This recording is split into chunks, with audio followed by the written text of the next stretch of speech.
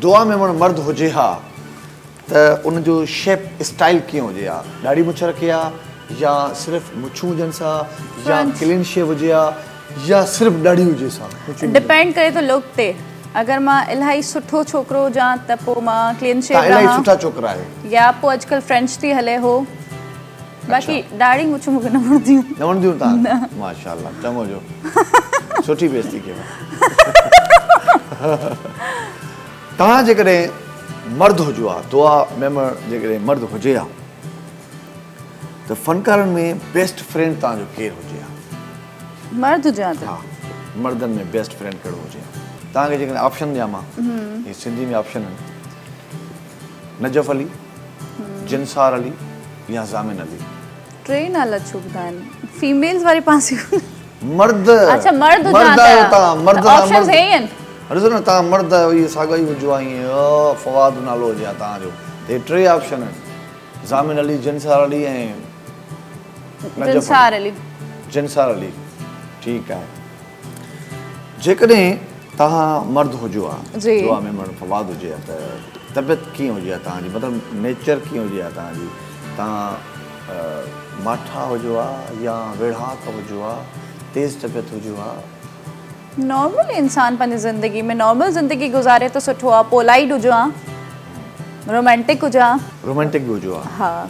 अच्छा, जेकॾहिं रोमांटिक तव्हां हुजो हा ऐं एॾी हिकिड़ी ख़ूबसूरत हानिया टाइप जी छोकिरी या ॿियो तव्हांजो नालो खयों नीलम मुनीर। नीलम मुनीर टाइप का छोकिरी तव्हांजे साम्हूं हुजे हा ऐं अकेला ई वेठा हुजो हा त तव्हां सम्झो माना हिन वक़्तु सम्झो तव्हां फवाद आहियो, मर्द आहियो, उनखे प्रपोज़ कीअं कयो?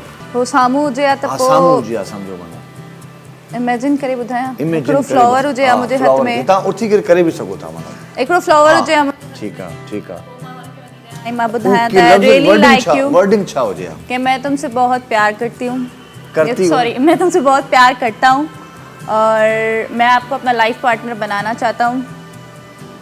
अगर फ्लर्ट के हिसाब से तो लाइफ पार्टनर नहीं बोलूँगी। ऐं जेकॾहिं हुतां ही रिप्लाई अचे हा, shirt up, mind your language, keep distance, पोइ बि ट्राई कयां, पोइ बि ट्राई कयो। ढीठ छोकिरो हुजो हा। ढीठ हुजो आहे बाक़ाइदे, पोइ बि बिल्कुलु, ट्राई कयो। बिल्कुलु। Practice makes a man perfect. दुआ मेमण मर्द हुजे हा त दुआ मेमण जी नज़र में मर्दानगी वारो कमु कहिड़ो हुजे हा?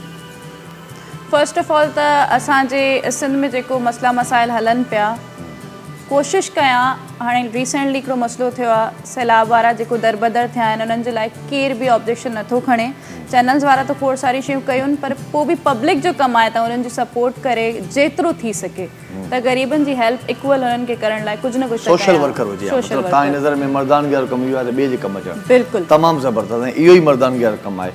ॾाढो ख़ूबसूरत जवाबु ॾिनो आहे असांखे दुआ मेमण। जेकॾहिं तव्हां मर्द हुजो हा त तव्हां पीउ माउ बि तव्हां सां गॾु हुजे हा ऐं हिकु अहिड़ी दिलवारी वाइफ बि तव्हां सां गॾु हुजे हा, सम्झो नीलम मुनीर तव्हां सां गॾु आहे, उहा तव्हांखे चए थी त फवाद मुंहिंजे करे या पंहिंजे पीउ माउ खे छॾ या मूंखे छॾ, छा कयो आहे? पंहिंजा पीउ मां सिलेक्ट करियां। छोकिरियूं त खोड़ मिली वेंदियूं, पेरेंट्स न मिलंदा आहिनि। पेरेंट्स न मिलंदा। जेकॾहिं तव्हां मर्द हुजो हा त कहिड़ी फील्ड में हुजो हा? फील्ड में न हुजां, पंहिंजो कोई बिज़नेस कयां, मीडिया में न हुजां। बिज़नेस फील्ड में हुजो हा न? जी। ये भी फील्ड आहे, बिज़नेस फील्ड में हुजो हा। बिज़नेस में कहिड़ो बिज़नेस कयो आहे? मां डिपेंड करे थो सिचुएशन ते, हुन टाइम जेको हालात हूंदा, जेको शइ हूंदी हुन हिसाब सां कंदसि। जेकॾहिं मर्द हुजो आहे ऐं का अहिड़ी सिचुएशन अचे हा जिते झेड़ो करणु लाज़मी थिए हा, विढ़णु लाज़मी हुजे हा, हथापाई करणु लाज़मी हुजे हा त दुआ मेमण जेको फवाद हुजे हा त करे हा झेड़ो? हक़ ते हुजां त कयां। हा। नाज़रीन, मर्द जी कुर्सी ते तव्हां दुआ मेमण जा सवालनि जा जवाब ॾाढा दिलचस्प ऐं बहितरीनु जवाब ॾिना।